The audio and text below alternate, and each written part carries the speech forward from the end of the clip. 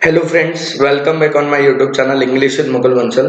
दोस्तों, आप सभी लोगों को पता है, थंबनेल भी आप लोग देख रहे हो, स्क्रीन पे भी आप लोगों को दिख रहा है। अपन लोग जो टॉपिक पढ़ रहे हैं वो टॉपिक पढ़ रहे हैं नाउन, जिसकी पार्ट 1 और पार्ट 2 ऑलरेडी चैनल पे प्लेलिस्ट पे भी अपलोड है, होम पेज पे भी अपलोड है। और आज अपन लोग जो पढ़ेंगे वो नाउन का पार्ट पढ़ेंगे थर्ड। और जो भी न्यू स्टूडेंट इस वीडियो को देख रहा है, मैं उसको कहूंगा ये आप लोगों के लिए तब तक यूजलेस है जब तक आप पार्ट 1 और पार्ट 2 नहीं देख लेते। तो अगर आप एज ए पढ़ने के हिसाब से आप चाहते हैं आपका एग्जाम क्लियर हो, इंग्लिश की वजह से एग्जाम नहीं रुके, तो एक बार जरूर पहले पार्ट फर्स्ट और पार्ट 2, और वो भी देखना कैसे, कॉपी और पेन लेके जब तक नोट्स मेंटेन नहीं करोगे तब तक आप लोगों को प्रॉब्लम होती रहेगी। तो आज अपन लोग आप उसके बाद अपन पढ़ेंगे आज पार्ट थर्ड, जिसके अंदर जो अपन ने पार्ट फर्स्ट में और पार्ट 2 में पढ़ा उसी के बेस को आगे बढ़ाते हुए चीजों को कैसे आगे चलाना है वो पढ़ेंगे अपन। उससे पहले मैं आप लोगों के दो डाउट क्लियर कर दूं। फर्स्ट, आप लोगों के बहुत से लोगों के मेरे पास मैसेज आते हैं कंटिन्यू कि सर वोकेबलरी की क्लासेस ऑफ कर दी गया। तो मैं आप लोगों को बता दूं, किसी भी टॉपिक की कोई क्लासेस ऑफ नहीं हुई है, इसी चैनल पे शुरू किया है, इसी पे ही खत्म करेंगे।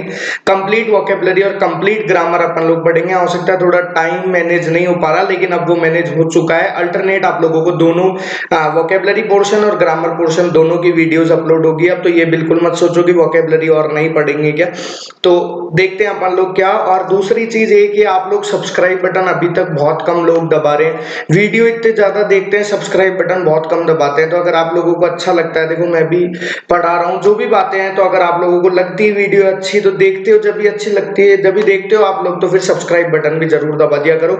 देखते हैं अपन लोग आज अपन को क्या पढ़ना है। तो पहले तो कॉपी पेन निकाल के बैठ जाओ, फिर देखते हैं अपन लोग क्या पढ़ना है। तो दोस्तों, जो लास्ट वीडियो के अंदर है वो अपन लोगों ने अनकाउंटेबल स्टार्ट किया था, और अनकाउंटेबल के अंदर मटीरियल नाउन अपन पढ़ रहे थे। मटीरियल नाउन में पूरा बता चुका था आप लोगों को क्या मटीरियल नाउन होता है, क्या फंडामेंट्स ऑफ मटीरियल नाउन होते हैं। और मैंने कहा था अभी ये कंप्लीट नहीं हुआ है। अब आज अपन पढ़ेंगे टाइप्स ऑफ मटीरियल नाउन, यानी मटीरियल नाउन के कितने टाइप होते हैं और ये कैसे कैसे यूज होते हैं। फर्स्ट पार्ट लिखा हुआ है आप लोगों के सामने सॉलिड, और सेकंड पार्ट लिखा हुआ है आप लोगों के सामने कौन सा, लिक्विड।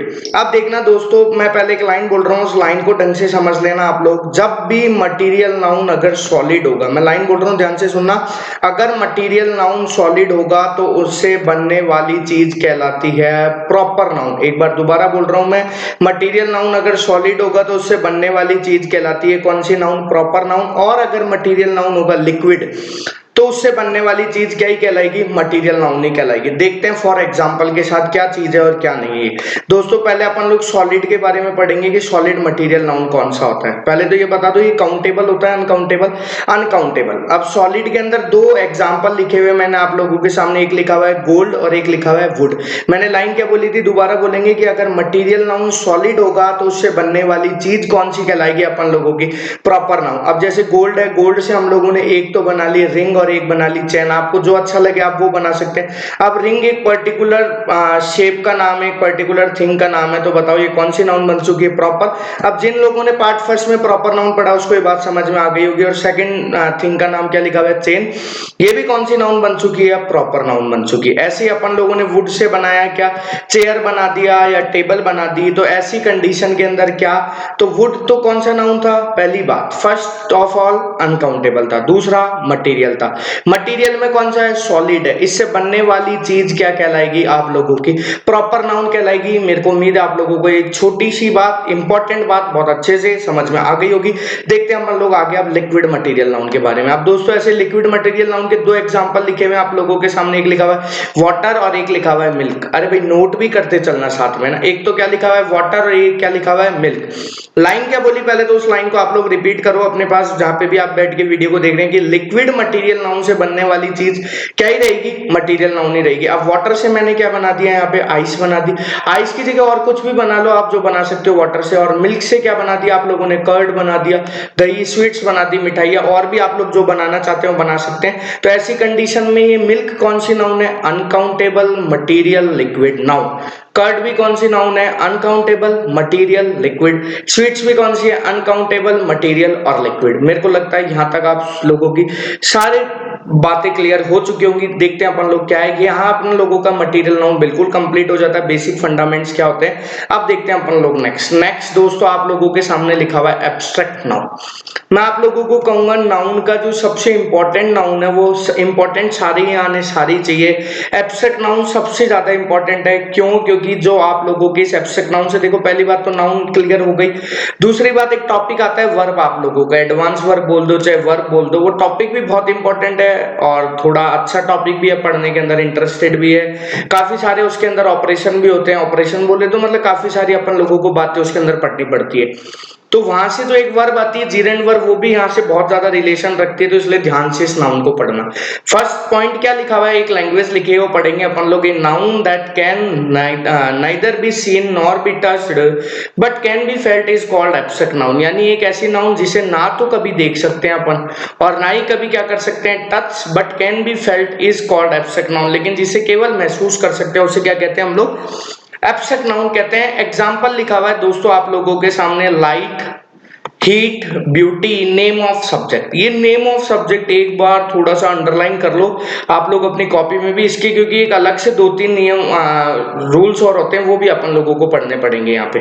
अब एक बार ब्यूटी पे या हीट पे किसी पे भी चल जाते हैं अपन लोग। देखो हीट, पहली बात तो अपन हीट को टच कर सकते हैं क्या, तो देखो लाइन ये लिखी हुई नाइदर बी सीन, हीट को देख भी नहीं सकते, टच भी नहीं कर सकते, बट फील कर सकते हैं कि हाँ भाई गर्मी बहुत ज्यादा है, जैसा अभी आप सब लोग फील कर रहे होंगे।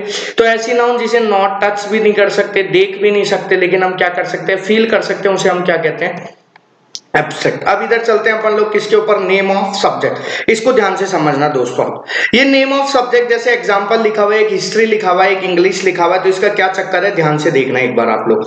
तो अभी अपन लोगों ने जिन्होंने प्रॉपर नाउन पढ़ा है, मैंने पढ़ाया भी है, तो ये डाउट हम क्लियर होना चाहिए। तो देखते हैं क्या, किसी भी चीज का नाम, चाहे वो सब्जेक्ट का नाम हो, पर्सन का नाम हो, किसी भी चीज का नाम हो, वो तो प्रॉपर नाउन कहलाते हैं। तो फिर यहाँ पे ये एब्स्ट्रैक्ट नाउन कैसे हो गए दोस्तों? जिस भी कॉपी में आप अपने नोट्स मेंटेन कर रहे हैं उस कॉपी को एक बार उठाओ। हो सकता है वो इंग्लिश की बुक हो, हिंदी की बुक हो, हिस्ट्री, मैथ्स, कोई सी भी सब्जेक्ट की बुक हो। अगर आप उस बुक को टच करते हो तो बताओ आपने उस इंग्लिश को या हिस्ट्री को या मैथ्स को टच करा या बुक को टच करा? बुक को टच करा तो फिर वो बुक कौन सी नाउन बन चुकी, कॉमन नाउन बन चुकी, प्रॉपर नहीं बनी है। लेकिन यहाँ पे आप हिस्ट्री को तो अपन लोग फील कर सकते हैं केवल पढ़ के, जिसको पढ़नी आती है कि हिस्ट्री है। इंग्लिश की किताब को जिसको इंग्लिश पढ़नी आती है वो पढ़ के बता सकता है कि इंग्लिश है, जिसको नहीं पढ़नी आती उसकी नजर में ओनली वो एक बुक है या किताब है। तो इसलिए नेम ऑफ सब्जेक्ट हमेशा किसके अंदर रहेगा, एब्स्ट्रैक्ट नाउन के अंदर रहेगा। अब इसके 2 एक्सेप्शन पॉइंट और है, वो अपन लोग आगे पढ़ेंगे। मेरे को उम्मीद है आपको यहां तक बात बहुत अच्छे से समझ में आ गई होगी। देखते हैं नेक्स्ट क्या पढ़ना है अपन लोगों को। अब आप लोगों के सामने लिखा हुआ है मैनी वर्ब्स, इसको बहुत ध्यान से पढ़ना। मैंने अभी अभी बताया आप लोगों को वर्ब के टॉपिक से रिलेट होएगा ये। तो क्या लिखा हुआ आप लोगों के सामने, many verbs are used as abstract noun. यानी बहुत सी वर्ब भी ऐसी है जो यूज होती है किसकी तरह, एब्स्ट्रैक्ट नाउन की तरह। फॉर एग्जांपल एक बार इस एग्जांपल को पढ़ो दोस्तों। क्या लिखा हुआ, आई एम लाफिंग, मैं क्या कर रहा हूं, हंस रहा हूं। तो ये लाफिंग यहाँ पे क्या बनी हुई है, वर्ब बनी हुई है। चाहे आप इसे मेन वर्ब बोल सकते हैं, मेन वर्ब भी है, एम हेल्पिंग वर्ब है, आईएनजी लेके आ गया, बात खत्म। सेकंड एग्जांपल क्या लिखा हुआ है, laughing is good for health. यहीं से आप लोगों को बात समझ। एक बार इस लाफिंग वर्ड को अंडरलाइन करके आप अपनी कॉपी में इस एग्जांपल के आगे लिखेंगे। तो ये लाफिंग क्या है, इस सेंटेंस में किस चीज का रोल कर रहा है, वर्ब का। अब इस सेंटेंस को पढ़ो तो एक बार याद करके देखो, वो पुरानी बात मैंने आपको बताया था, वर्ब से जस्ट पहले आने वाला वर्ड क्या कहलाएगा, सब्जेक्ट कहलाएगा, सब्जेक्ट कहलाएगा, यानी नाउन या प्रोनाउन कहलाएगा। तो प्रोनाउन है नहीं, नाउन है। अब यहाँ पे तो ये लाफिंग था वर्ब, और यहाँ पे ये लाफिंग क्या बन गया, अब यहाँ पे सब्जेक्ट। अब मुझे बताओ लाफिंग कॉमन नाउन है? अरे यस और नो में जवाब दो, नो। प्रॉपर नाउन है ये, नो। और दूसरा कौन सा, कलेक्टिव नाउन है? नहीं। और मटेरियल नाउन है? बिल्कुल नहीं। एब्स्ट्रैक्ट है क्या, देखो हो सकता है शायद। तो एब्स्ट्रैक्ट नाउन की डेफिनेशन क्या थी, नाइदर बी सीन। हंसी को हम, अब ये मत बोलना हम उस आदमी को हंसते हुए देख लेते, तो अपन उस आदमी को देखते हैं, हंसी को नहीं देख पाते। तो और अपन लोग टच भी नहीं कर सकते, टच करते तो उसकी टीथ को या टंग को या चिक को, मतलब गाल को टच कर पाते, लेकिन हम फील कर सकते हैं कि हम हंस रहे हैं या वो हंस रहा है। तो जिसे हम फील कर सकते हैं वो कौन सी नाउन, एब्स्ट्रैक्ट नाउन। तो अब ये आप लोगों के सामने ये लाफिंग क्या बन चुका है, इस सेंटेंस का सब्जेक्ट बन चुका है और सब्जेक्ट बन चुका है यानी नाउन बन चुका है। नाउन यानी कौन सा नाउन? Abstract noun. अब दोस्तों ये जीरेंड वर्ब एक लाइन लिखी हुई है, वो क्या लिखा हुआ है? Gerund verb always used as abstract noun, यानी जो जीरेंड वर्ब होती है वो हमेशा यूज हो सकती है कैसे? एब्स्ट्रैक्ट नाउन में। अब कई लोगों को लग रहा होगा ये जीरेंड वर्ब क्या आ गई। पहली बात तो ये अपन वर्ब में पढ़ेंगे, पर अभी मैं बिल्कुल शॉर्ट बता दूं तो जीरेंड वर्ब का मतलब वर्ब की फर्स्ट फॉर्म के साथ आईएनजी लगा दो, वही जीरेंड है। ऐसे मत सोचना बस ये खत्म हो गया क्या, नहीं, ये अभी बहुत अपन लोग बहुत अच्छे से पढ़ेंगे। जब वर्ड टॉपिक पढ़ेंगे यहाँ पे अपन लोगों को इतनी बात ध्यान रखनी है। तो मेरे को उम्मीद है आप लोगों को ये वाला बिल्कुल अच्छे से क्लियर हो गए ये दो एग्जांपल्स के कि ये वर्ब्स के रूप में एब्स्ट्रैक्ट नाउन कैसे यूज होता है। अब देखते हैं अपन लोग आगे क्या पढ़ना है अपन को। अब दोस्तों दो एग्जांपल आ गए आप लोगों के सामने, इन एग्जांपल्स को पढ़ोगे एक बार आप लोग। तो फर्स्ट एग्जांपल क्या लिखा हुआ है आप लोगों के सामने? The wisdom is better than strength. एक बार दोबारा पढ़ लेंगे अपन example, the wisdom is better than strength, और दूसरा क्या लिखा हुआ है? Wisdom is better than strength. दोनों एग्जांपल में केवल एक ही फर्क है, एक में लगा हुआ है द आर्टिकल और एक में नहीं लगा हुआ द आर्टिकल। अब देखते हैं अपन लोग क्या चक्कर है। दोस्तों ये एग्जाम्पल के अंदर एक बार इसको इज को अंडरलाइन कर लो। अब ये इज क्या है? एक वर्ब है। जब भाई जस्ट अभी अभी मैंने बताया इज क्या है? वर्ब। वर्ब से जस्ट पहले आने वाली चीज क्या कहलाती है? सब्जेक्ट कहलाती है। सब्जेक्ट यानी नाउन। अभी पढ़ भी अपन नाउन ही रहे तो नाउन को ही देखेंगे अपन लोग। अब देखते हैं अपन लोग क्या चीज है। तो विजडम अब आप लोगों के सामने लिखा हुआ है विजडम कलेक्टिव भी नहीं है, प्रॉपर भी नहीं है, कॉमन भी नहीं है, मटीरियल भी नहीं है, क्योंकि हम बुद्धि को केवल महसूस कर सकते हैं कि वो बुद्धिमान है या हम बुद्धिमान है या नहीं है, जो भी बात है। तो इसलिए ये नाउन कौन सी है? एब्स्ट्रैक्ट नाउन है।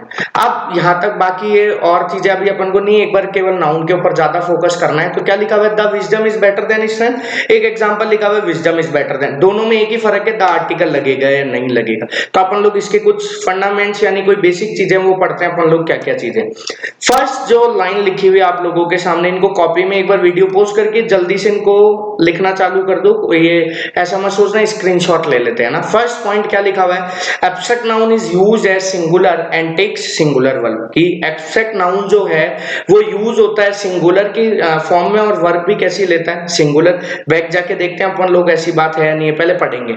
सेकंड पॉइंट क्या लिखा हुआ है? नॉर्मली। अब जो लोग कंटिन्यू देख रहे हैं उनको पता होगा नॉर्मली यानी कितने परसेंट? 90%। यानी 90% केसेस में एब्स्ट्रैक्ट नाउन से पहले किसका यूज नहीं होगा? आर्टिकल का।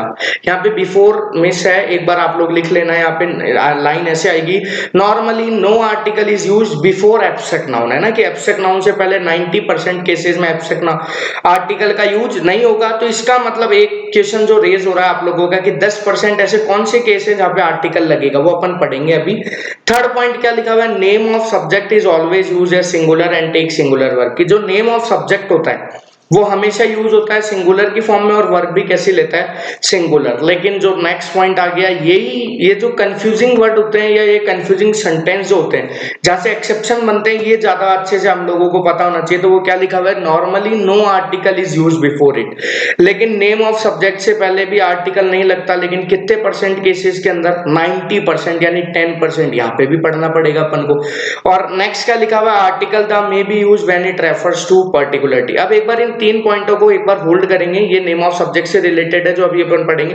पहले वो पीछे जो एग्जांपल पढ़े उनको इन दो पॉइंट से मैच करते हैं अपन लोग। तो पहली बात सिंगुलर, दूसरी बात नो आर्टिकल। चलते हैं एग्जांपल पे, देखो चेक करो दोनों जगह इज है क्या? इज यानी सिंगुलर वर्ब है क्या भाई? दोनों एग्जांपल में चेक करो। हाँ बिल्कुल, यहाँ पे भी इज है, यहाँ पे भी इज है, यहाँ से एरर नहीं है। लेकिन एब्स्ट्रैक्ट नाउन से पहले आर्टिकल नहीं लगता है। तो बताओ एग्जांपल कौन सा राइट हुआ? सेकंड वाला। फर्स्ट वाला एग्जांपल क्या हो गया? रॉन्ग। मेरे को उम्मीद है ये बात आप लोगों को बहुत अच्छे से समझ में आ गई होगी। अब अपन चलते हैं नेम ऑफ सब्जेक्ट पे, क्योंकि ये खेल खिलाएगी हमको बहुत अच्छे से, लेकिन अपन को नहीं फंसना है इसके चक्करों के अंदर, है ना।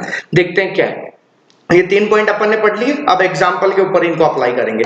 दोस्तों ये तीन एग्जाम्पल आप लोगों के सामने लिखे हुए, इनको ध्यान से पढ़ना और एक लाइन में नोट करवाऊंगा, अभी उसको नोट जरूर करना। फर्स्ट एग्जाम्पल क्या लिखा हुआ है? The history is a difficult subject. Second example क्या लिखा हुआ है? History is a difficult. एक बार थर्ड को छोड़ ही दो, एक बार लीव करेंगे, पहले दो को ढंग से पढ़ेंगे।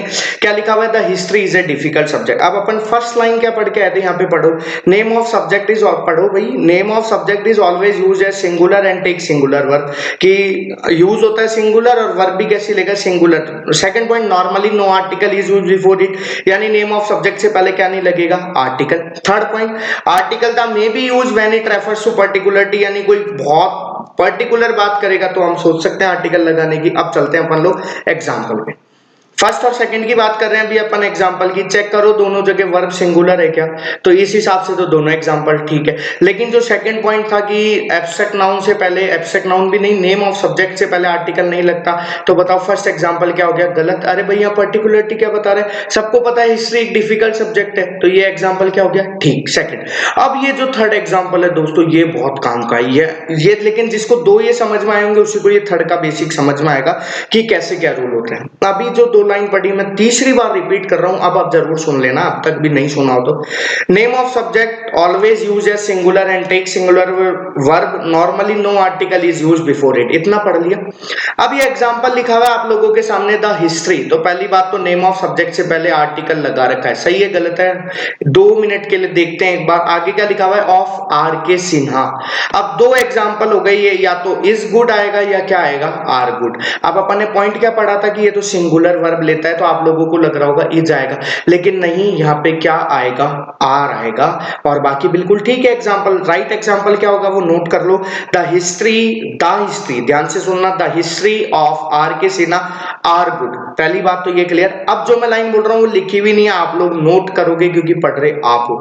लाइन क्या है मैं दोबारा बोलता हूं, आप ध्यान से सुनो, या इफ, अगर नेम ऑफ सब्जेक्ट से पहले अगर मैं किसी का नाम जोड़ दूं, यानी नेम ऑफ सब्जेक्ट का रिलेशन किसी और के साथ कर दूं, तो ऐसी कंडीशन के अंदर वो नेम ऑफ सब्जेक्ट ऑटोमेटिक बन जाता है प्लूरल, और वर्ब भी कैसी लेता है, प्लूरल। अब मैं देखता हूं यहाँ पे नेम ऑफ सब्जेक्ट हिस्ट्री था, उसको रिलेशन कर दिया किससे, मैंने आर के सिन्हा से। अरे भाई आर के सिन्हा किसी पर्सन से रिलेशन कर दिया ना यहाँ पे, तो ऐसी कंडीशन में ये वर्ब सिंगुलर नहीं लेगा, कैसी वर्ब लेगा, प्लूरल, और यहाँ पे क्या आएगा, आर। अब मैं उम्मीद करता हूं आपको ये नेम ऑफ सब्जेक्ट की सारी बातें बहुत अच्छे से क्लियर हो गई होंगी।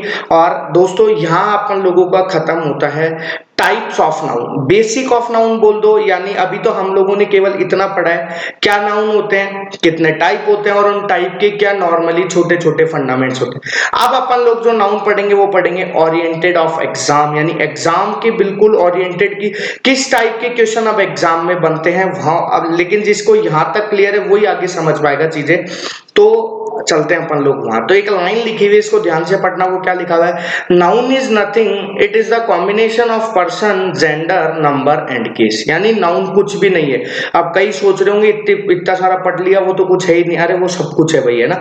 आगे क्या लिखा हुआ है, it is the combination of person, यानी ये एक कॉम्बिनेशन है पर्सन का, आगे है जेंडर, आगे है नंबर, और आगे क्या लिखा हुआ है, केस। यानी आप लोगों को पर्सन पढ़ना पड़ेगा, जेंडर पढ़ना पड़ेगा, नंबर पढ़ना पड़ेगा, और केस। घबराओ मत, बहुत छोटे छोटे हैं लेकिन बहुत इंपॉर्टेंट चीजें क्योंकि जो हमको पता होनी चाहिए। तो आज अपन लोग पढ़ेंगे पर्सन, और मैं उम्मीद करता हूँ ये आज ही कंप्लीट हो जाएगा।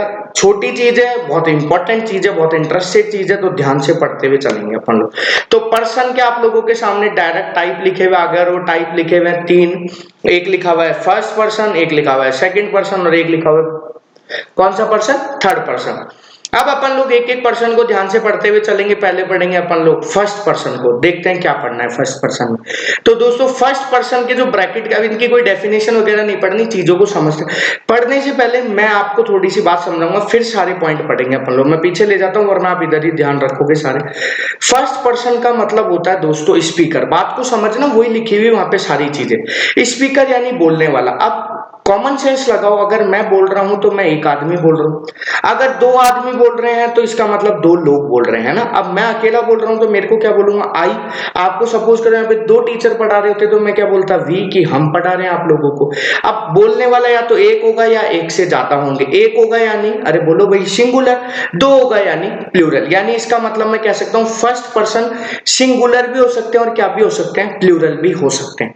बात आती है सेकंड पर्सन की, तो सेकंड पर्सन होता है लिसनर, सुनने वाला। अब सपोज करो आप अकेले ही केवल इस पूरी वीडियो के एक ही जना देखे, तो सुनने वाले कितने थे, एक। और सपोज करो इस वीडियो को जैसे आप लोग देखते हो 500 600 700 800 लोग, तो सुनने वाले एक से ज्यादा हो गए क्या, तो इसका मतलब मैं कह सकता हूं लिसनर सिंगुलर भी हो सकता है अगर एक सुनोगे तो, और ज्यादा सुनते हैं तो क्या भी हो सकता है, प्लूरल। बात क्लियर है। थर्ड पर्सन होता है जिस व्यक्ति वस्तु के बारे में बात की जा रही है, या जिस चीज के बारे में बात की जा रही है। अब चीज के बारे में सपोज करो मैं एक चीज के बारे में भी बात कर सकता हूं, जैसे एक मान लो अभी ये जो महामारी चल रही है कोविड, इसकी बात भी कर सकता हूं। एक अपन लोग बहुत सारी डिजीज की बात करने लग जाए तो इसका मतलब, या फिर मैं बोलूं आज अपन लोग केवल एक देश की एक आदमी की बात करेंगे कि साहब आज अपन लोगों का टॉपिक है मोदी जी, आज अपन लोग मोदी जी की बात करेंगे तो इसका मतलब एक, अब अपन मैं बोलूं आप लोगों को आज अपन बहुत सारे पॉलिटिशियंस की बात करेंगे, इसका मतलब लोग कितने हैं, एक से ज्यादा। तो इसका मतलब यहां से जो आप लोगों की नॉर्मल चीज समझ में आई वो क्या, कि फर्स्ट पर्सन भी सिंगुलर प्लूरल हो सकता है, यानी बोलने वाला एक भी हो सकता है और दो भी हो सकते हैं, सुनने वाला भी एक हो सकता है और एक से ज्यादा हो सकते हैं, और जिसके बारे में बात हो रही है वो भी एक हो सकता है और एक से ज्यादा हो सकते हैं। मैं उम्मीद करता हूं ये तीन चीज आप लोगों को बहुत अच्छे समझ में आई होगी। अब उसको अपन लोग देखते हैं दोबारा पढ़ने के लिए। तो क्या लिखा हुआ है दोस्तों, आप लोगों के सामने लिखा हुआ है फर्स्ट पर्सन होता कौन है, पहले तो ये पता होना चाहिए, स्पीकर जो बोलता है ना। अब बोलने वाला एक भी हो सकता है, तो सिंगुलर होगा उसको आई बोल देंगे, प्लूरल होगा तो वी बोल देंगे। ये तो हुई एक बिल्कुल रियलिटी यानी फैक्ट, लेकिन इंग्लिश एक लैंग्वेज है तो यहाँ पे कुछ ना कुछ कंसेप्ट होगा, वो देखते हैं अपन लोग। तो क्या लिखा हुआ है, first person is use as plural, होता सिंगुलर प्लूरल दोनों है, लेकिन हमेशा यूज ये कैसे ही होगा प्लूरल, यानी आई भी फिर यहाँ पे क्या बन जाएगा प्लूरल, और वी भी क्या बन जाएगा दोस्तों यहाँ पे प्लूरल। मेरे को उम्मीद है आप लोगों को बहुत अच्छे से बात समझ में आई होगी। आगे क्या लिखा हुआ है, एंड टेक प्लूरल वर्ब, अरे जब सब्जेक्टिव प्लूरल है तो वर्ब भी कैसे लेगा प्लूरल। सेकंड पॉइंट क्या लिखा हुआ है, in the past tense I is used as singular, लेकिन पास्ट टेंस के अंदर आई क्या बन जाएगा सिंगुलर। मैं उम्मीद कर रहा हूं आप लोगों को बहुत अच्छे से ये पर्सन से रिलेटेड की स्पीकर से रिलेटेड बात बहुत अच्छे समझ में आई होगी। देखते हैं आगे क्या है दोस्तों। आगे लिखा हुआ आप लोगों के सामने सेकंड पर्सन। अब जो बातें मैंने अभी आप लोगों को बोली थी उनको ध्यान से अप्लाई करने की कोशिश करना। सेकंड पर्सन यानी लिसनर, आप अकेले बैठ के सुन रहे हो तो मैं क्या बोलूंगा तुम, और अगर बहुत सारे देख रहे हैं तो भी मैं यही बोलता हूं तुम लोग वीडियो को देख रहे हो लेकिन सब्सक्राइब नहीं कर रहे, तो उसके अंदर मैंने सबको इंक्लूड कर लिया। तो चाहे सिंगुलर था तो भी मैंने बोला क्या तुम, और प्लूरल थे तब भी मैंने बोला क्या तुम। तो क्या लिखा हुआ है, both are used as plural, यानी यू जो है वो होता सिंगुलर और प्लूरल दोनों है, लेकिन यूज, अब बात आती है अपनी ग्रामर के लैंग्वेज की, तो वो क्या है कि यूज हमेशा ये कैसे होगा प्लूरल, और वर्ब भी कैसी लेगा प्लूरल। मैं उम्मीद कर रहा हूं ये मत सोचना ये बहुत छोटी चीज है, क्योंकि यहीं से ही अपन लोगों के वो केसेस वाली चीजें बनेगी कि कौन सिंगुलर होता है कौन प्लूरल होता है, फिर अपन पर्सोनिफिकेशन ऑफ पढ़ेंगे वहां पे भी बहुत काम आएगा अपन लोगों के। तो मैं उम्मीद कर रहा हूं ये वाली बात आप लोगों को बहुत अच्छे से समझ में आ गई होगी। अब चलते हैं अपन लोग थर्ड पर्सन की तरफ। दोस्तों थर्ड पर्सन के लिए क्या लिखा हुआ है आप लोगों के सामने, वो लिखा हुआ है सिंगुलर भी हो सकता है, मान लो मैं एक जने की बात कर रहा हूं ही शी इट, या किसी भी व्यक्ति वस्तु का नाम, और प्लूरल हो बहुत सारों की बात कर रहा हूं तो उसको मैं क्या बोल दूंगा दे।